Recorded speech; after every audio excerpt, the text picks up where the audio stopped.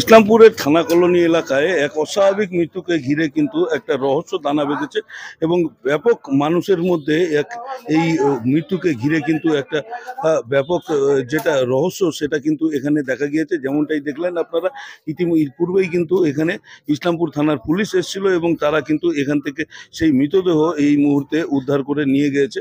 কিন্তু কিভাবে হলো এই মৃত্যু সেটাকে ঘিরেই কিন্তু এই মুহূর্তে ইসলামপুর থানার পুলিশ কিন্তু এখানে তদন্ত শুরু করেছে ইতিমধ্যে এবং ইসলামপুরের এই যে মৃতদেহ কিন্তু ইসলামপুর হাসপাতালের মর্গে ময়নাতদন্তের জন্য ইতিমধ্যে নিয়ে যাওয়া হয়েছে।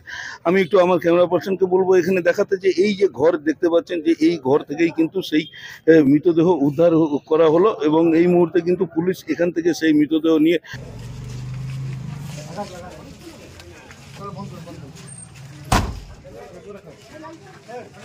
না বাবাই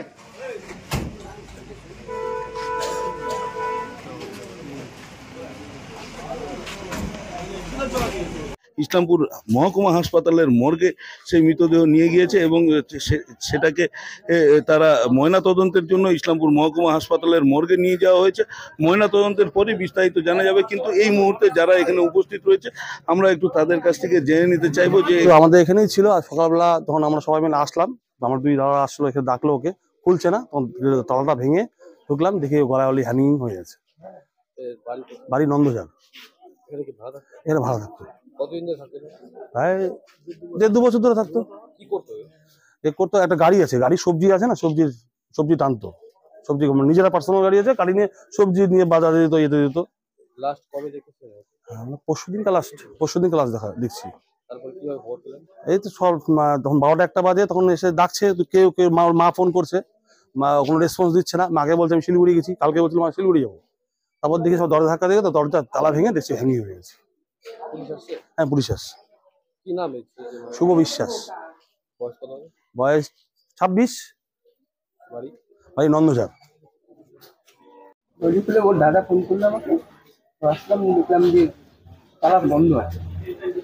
ফোন করলাম, ফোন লাগছে না। দাদা বললো তালাটা ভাঙতে, উপর থেকে ঘরের মালিক বললো তালাটা ভাঙতে। তালাটা ভাঙলাম। ওর দাদাকে ওর দাদাকে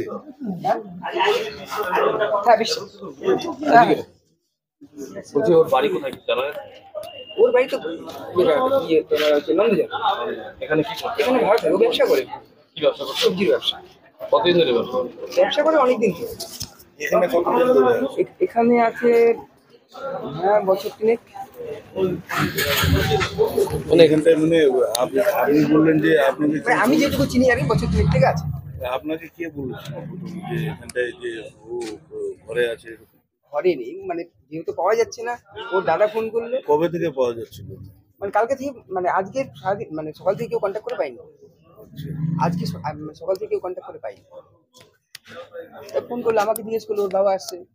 ওর তো ফোন আছে, ওর তো ফোনটা ওখানে পড়েছে, ফোন কি বন্ধ ছিল? হ্যাঁ, বন্ধ ছিল। ফোন লাগেনি বলেই তো এদিক ওদিক খোঁজাখুঁজি হলো, বন্ধু বান্ধব ফোন করা হয়েছে, তো পাওয়া যাচ্ছে না।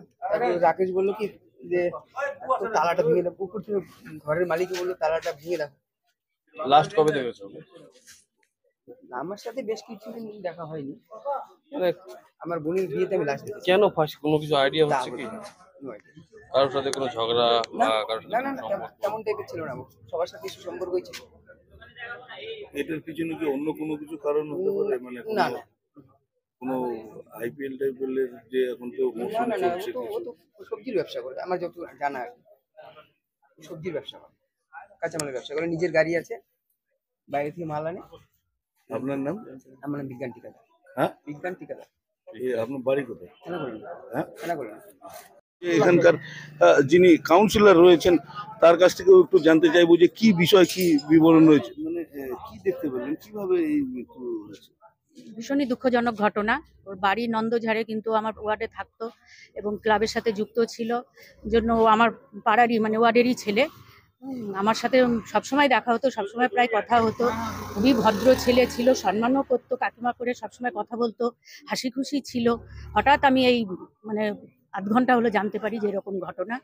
এখন ভিতরে আর কি ব্যাপার আছে সেটা তো জানা যায়নি। এখানটায় যেটা দেখা যাচ্ছে যে তার মোবাইলের সুইচ অফ ছিল এবং যেভাবে একটা সবজি ব্যবসার সাথে জড়িত এই ছেলেটা।